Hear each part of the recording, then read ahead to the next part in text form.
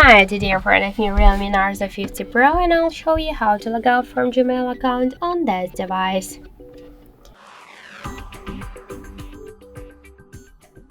So first let's launch Gmail application and then tap to the right upper corner. If you want to log out from Gmail account in Gmail app, we should log out first from Google account on our device, and now we should tap to manage accounts on this device, click to your account, tap on the right upper corner to the three dots and click remove account. After that, confirm your action. OK, and enter one from your protect methods.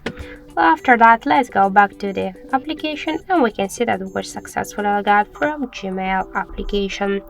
So that's it. Thank you for watching, and if you find this video helpful, don't forget to leave a like, comment and to subscribe our channel.